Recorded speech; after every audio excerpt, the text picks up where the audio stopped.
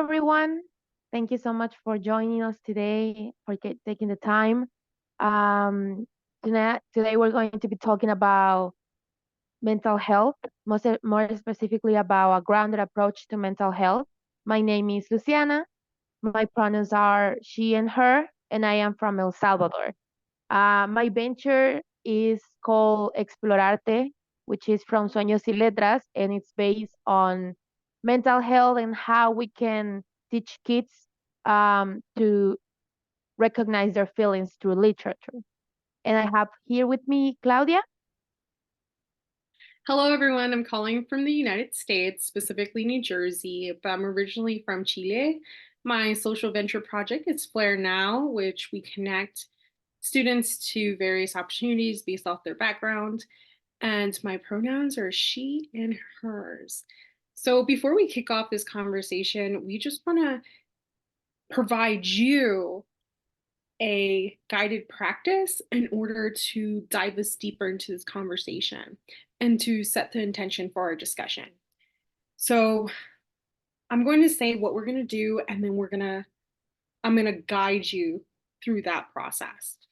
And so feel free to sit down, or you can even stand up, just get comfortable. And we're going to ask you to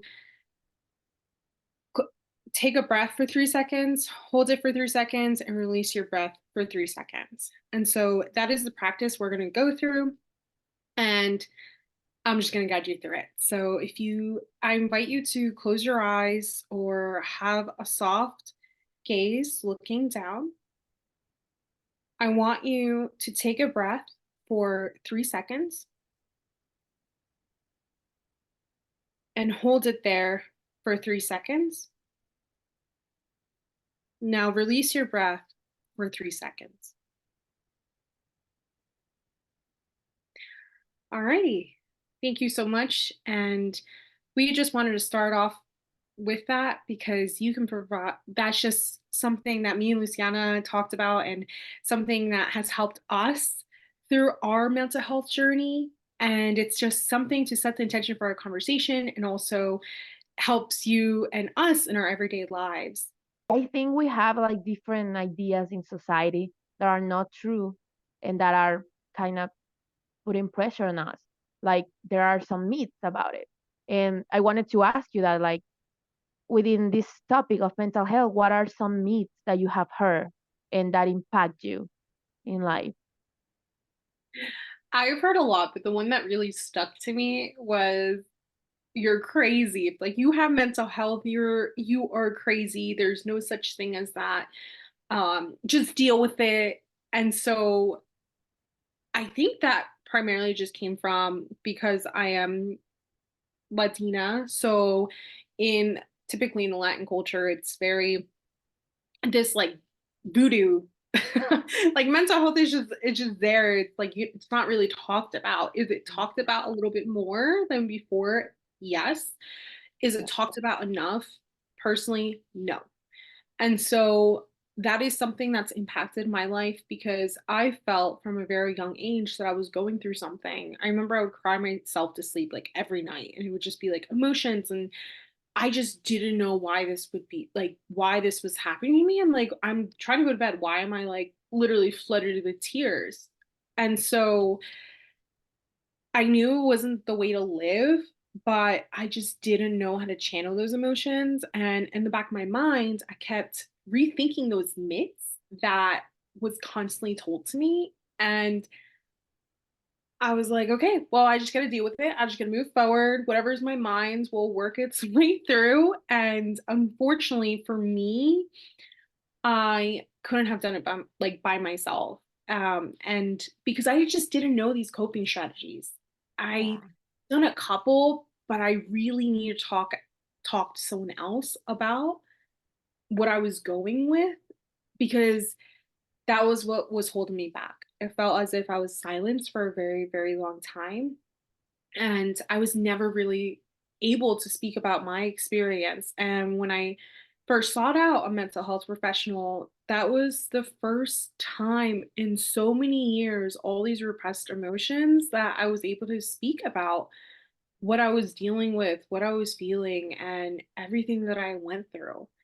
And so, if you seek a mental health professional, you are not crazy. That is 100% a myth.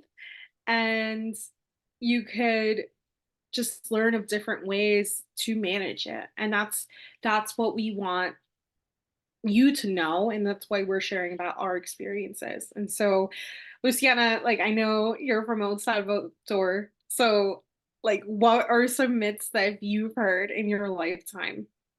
Well, here are many myths as well. I think since I'm from El Salvador, and it's interesting topic that it's not really um, talked about yet. I hope. Um, I think it's kind of related to what you say. One myth that will impact me the most probably was that I I had like this experience with a person one time that I was sad and I had like some panic attacks in my university, and this guy approached me and he told me something like between the lines of but what are you sad if you are intelligent, right? And I remember thinking that, oh, so this is a thing, like a person that is dealing with their own demons cannot be successful, they have to be like bad or something like that.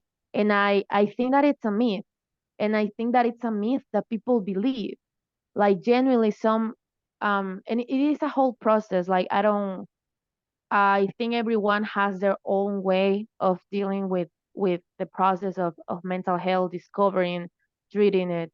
But you can have, you can be sad, you can be anxious, you can have like angry problems, or anything else, and be successful in life. Like you can have a career, you can make friends, you can go out. Sometimes it might be more difficult than other times. I've been there, but it's still something that happens. And I remember thinking, feeling guilty of having so many things and feeling sad, and it's not related.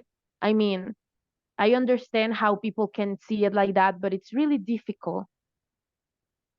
I don't know why. Should be more easy to have empathy, but it's really difficult sometimes to understand how it works for the other person. Someone who is like in the deep hole of depression, it doesn't feel some things doesn't even feel real. Like there's so many situations going on your mind. I think that sometimes I don't even feel like myself, and feeling guilty about that just because, let's say, I have a good job and I'm happy in other ways of my life, it's not healthy for the development or for getting better as well. So that was something that I have to see, that myth of people not believing that have anxiety, because but you look so happy, why do you have anxiety, right? And yeah, sometimes everyone is dealing with their own battles, and people sometimes forget that. It's like, essentially, it's like when those doors are shut or when those curtains close, it's like the Yeah. performance stops. And then Yeah. behind those doors and curtains, that's when reality sets in.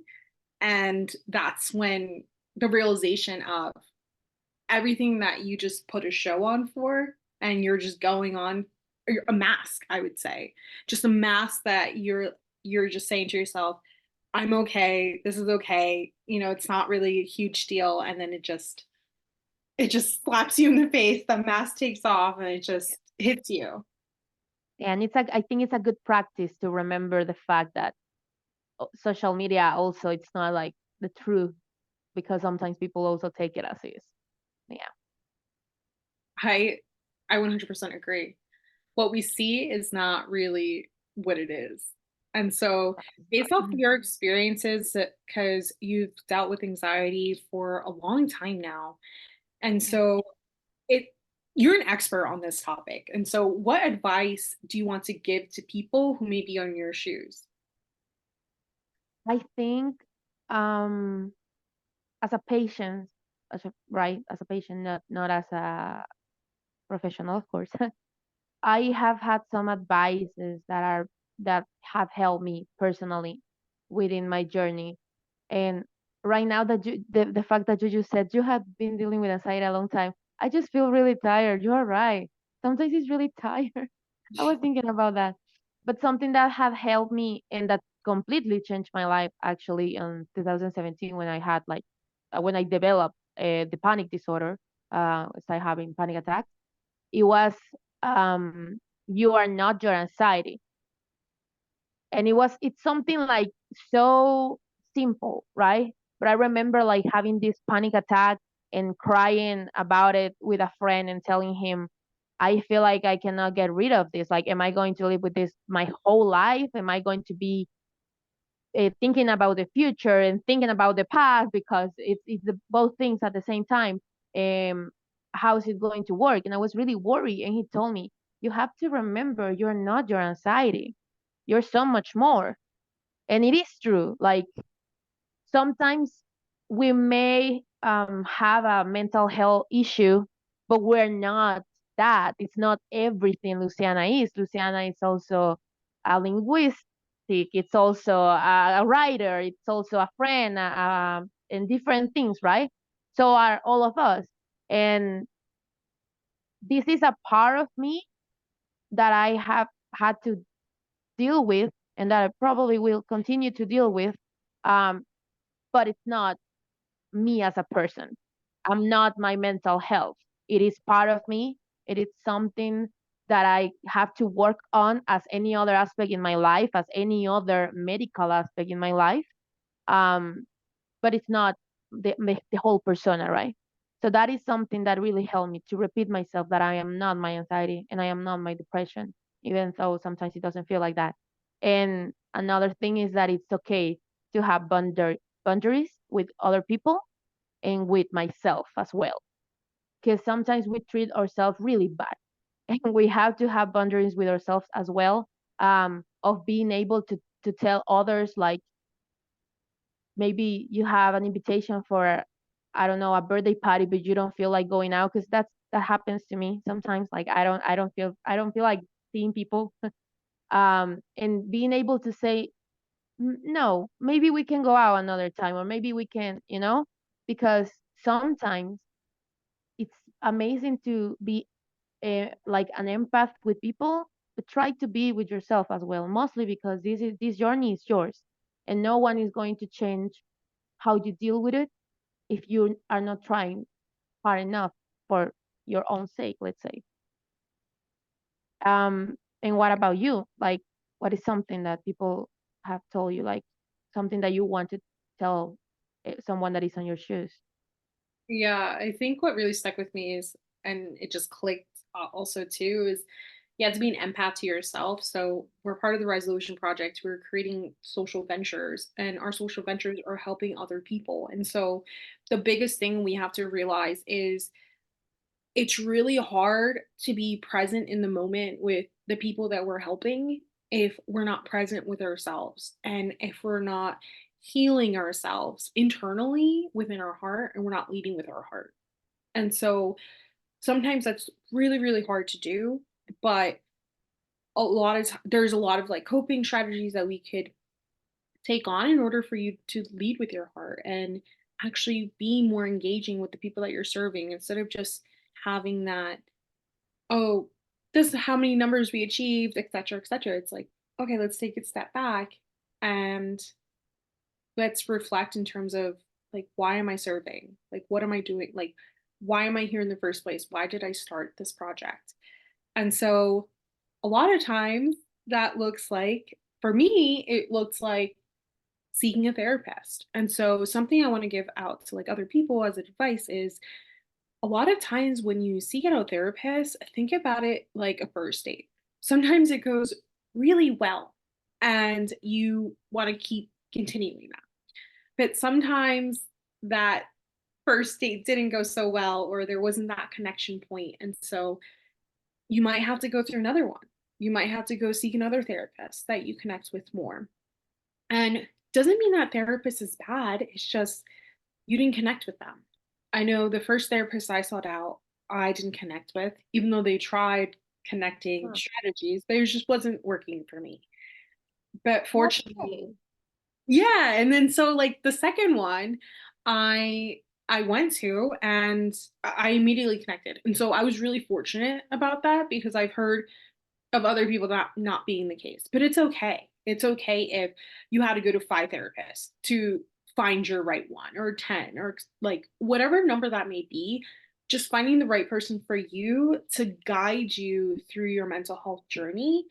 But the best thing is that you are out there, you're putting yourself out there and you're seeking help for Yeah, yourself. so important. Super important. And so we began with a breathing guiding practice during the beginning of our discussions, but we want to leave you with a tapping practice that you can also use in your life, which Luciana is going to lead. Yes, thank you so much. Just to finish it up with what you said, that's something that we want to give to everyone is seek help. Um, it's good to talk about mental health, but it's better that you go and try to get better from a science point of view, like try to see techniques, to see different ways of dealing with your mental health, to see a psychiatrist if it's needed, and anything that you need. It's not something to feel guilty about, and it's completely normal. Everyone, at least once in their life, are going to deal with some kind of problem related to mental health. So it's really important to seek that.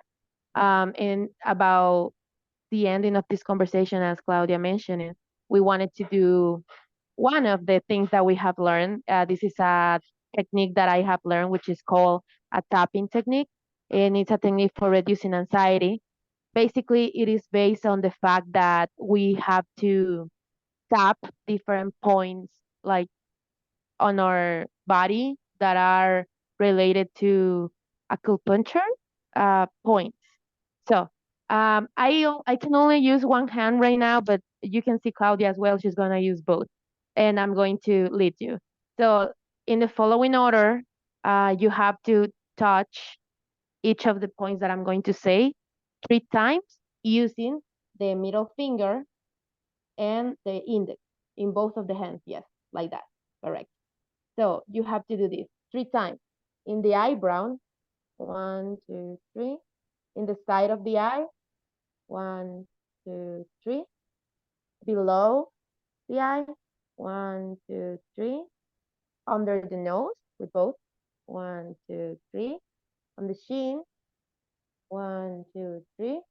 And in the clavicle, 1, 2, 3. So that is something that you have to do. You have to do it at least 3 times. And if you do it with your eyes closed with music, it's better. Like going mm, mm, mm. It's really relaxing. It's good for 2 things. The first thing, reducing anxiety based on specific points on your face, and the second thing, for stay present. Because sometimes the only fact of touching, like being like I'm here, I'm here, I'm here, it helps a lot when people it's all over the place, which is very understandable with everything that goes on in life, right? But yeah, that is something that we wanted to do as a closure of the conversation. And we wanted to thank, of course, everyone who is going to listen, everyone who feels related. We want to send a big hug and thank you to the Resolution Project for the space, for letting us having this conversation that is very close to our hearts.